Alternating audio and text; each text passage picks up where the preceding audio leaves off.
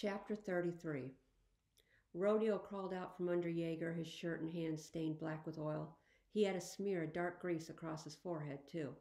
Me and Salvador and Val and Lester stood there on the shoulder of the road waiting for the verdict. The sun was shining, the sky was blue, the air smelled of pine trees, and I was twisted in knots of worry. My heart was pounding a tick-tock clock beat in my chest, counting down the seconds and the minutes and the hours I had left. We were, according to Lester's phone, about 8 hours of nonstop driving away from Poplin Springs. It was 2 o'clock in the afternoon, the day before that park, and my irreplaceable memories would be destroyed forever. Compared to where we'd started in Florida, home was right around the corner. But if our bus was stuck and staying that way, we might as well have been on the moon. Rodeo didn't bother standing up. He sat there in the gravel, his back against Jaeger's tire, and wiped his hands with an old rag. He squinted up at me and then looked away. "Well?" Lester asked. Rodeo shook his head, looked back at me. "Sorry, Butterfly," is all he said. My eyes burned hot. "Sorry what?" Salvador demanded. "Sorry, this is a big repair. Whole brake line snapped. I need parts. Parts we ain't likely to find around here," he added, waving a hand at the country around us. "So, what are you saying?" Salvador asked, though I think he knew as well as the rest of us exactly what Rodeo was saying. Rodeo huffed out a sigh. I'm saying we ain't gonna make it, not in time. It'll be a couple of days before this thing is moving again, and that's best case. I'm sorry, Blueberry." He said he was sorry. He said he was sorry. I wasn't so sure he really was, though. My hands, which had been nervously tugging at my braid, dropped down defeated at my sides. My eyes burned and my throat got tight and my breathing came in big broken gasps. No, no, no, no. Lester tisked and shook his head and turned around. Salvador, though, wasn't giving up. "Can't you, patch it or something, just for now?" "Kid, there ain't no patching a brake line, and I'm not heading down any road without brakes I don't trust, not after today." "Well, couldn't Coyote, take a bus or something?" Rodeo shook his head. "No, man.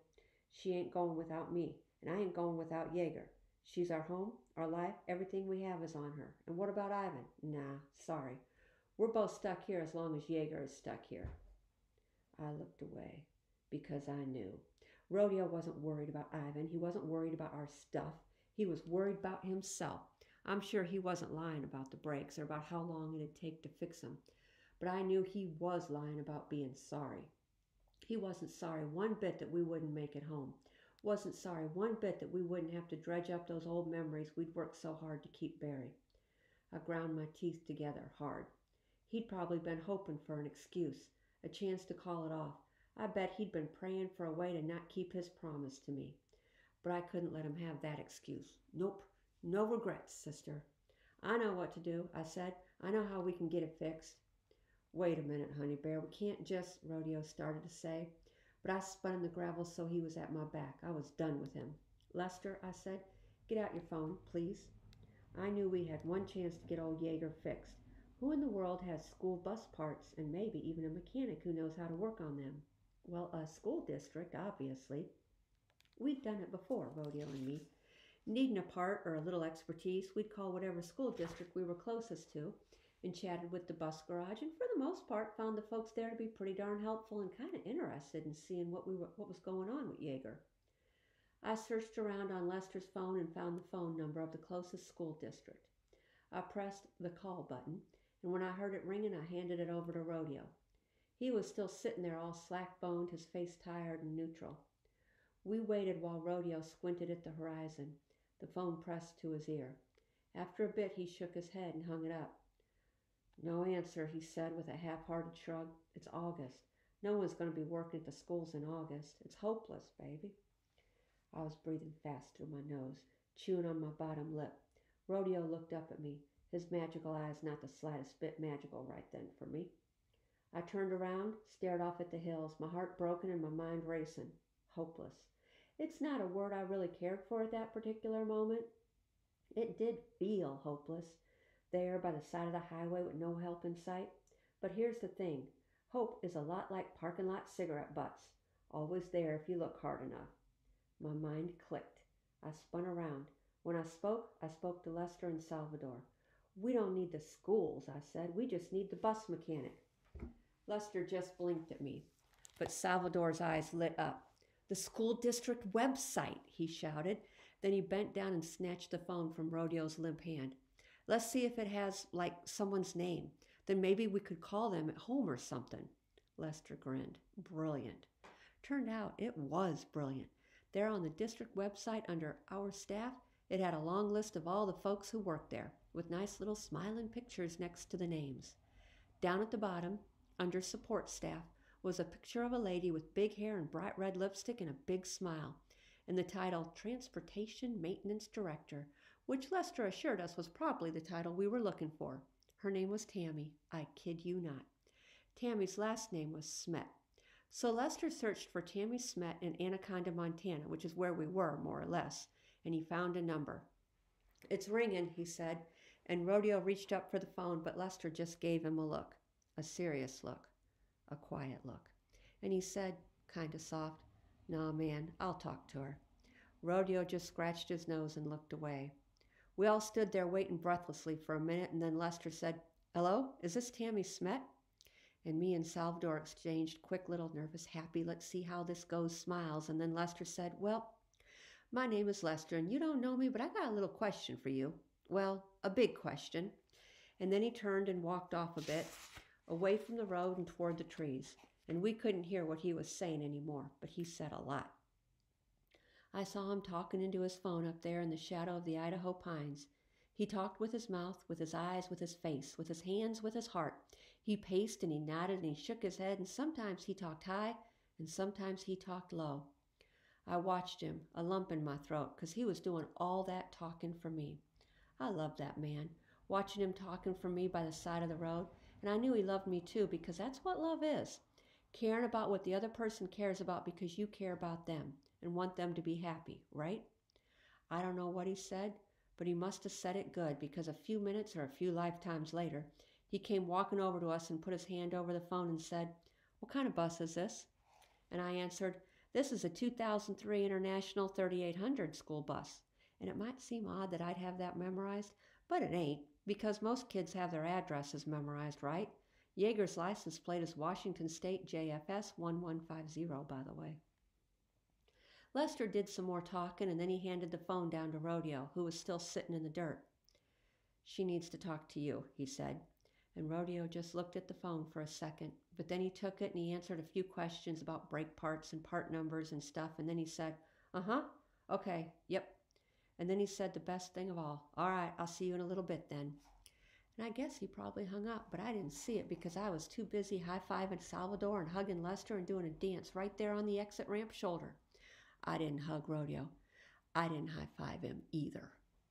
Tammy Smet showed up about an hour later in a big rumbling diesel pickup truck. She had a toolbox and some work gloves and a whole bunch of parts, and I'd just about never seen a prettier sight than her getting out of that truck and saying, "Howdy." Lester shook her hand and Rodeo shook her hand, and then she got to me. She looked me in the eye and asked, "You the girl?" I shrugged. "I'm a girl, ma'am. Don't know if I'm the girl." "You're the one he told me about, though." "Yeah, probably." She looked into my eyes a second longer, then pulled something out of her shirt pocket. It was a picture. A picture of a lady who looked an awful lot like Tammy. Friendly eyes and a big warm smile. "That's my sister," Tammy said. Then she added, "Charlene," and she added it soft. "She looks nice." She was. I looked up at Tammy and she looked down at me, and then she said, "Let's get this old girl back on the road." I smiled big and she smiled back. She started toward her truck and then stopped and turned to Rodeo. We will need to talk about money, though." Now, Tammy was good people, but obviously she couldn't go around giving away expensive bus parts that the school district had paid for to any stranger that passed through town. "Of course," Rodeo said when she told him how much the parts would cost. "We'll pay you for all the parts and labor. No problem." "Well," Tammy said, "the parts you will need to pay money for. The labor, though, is something else." "What kind of something?" "Lester over there tells me y'all are headed toward Poplin Springs." "Yeah, that's right." "And that's on the way to Silver Bar, right?" Rodeo squinted. "I suppose so," he answered all cautiously. "Well, that's just perfect," Tammy beamed. "How so, sister?" It just so happens that I got an item that I've been trying to get to Silver Bar, but I've been so busy I haven't had a chance. And along you come heading that way, needing a favor. Rodeo sniffed. I don't need a favor. I can pay you for all parts and labor.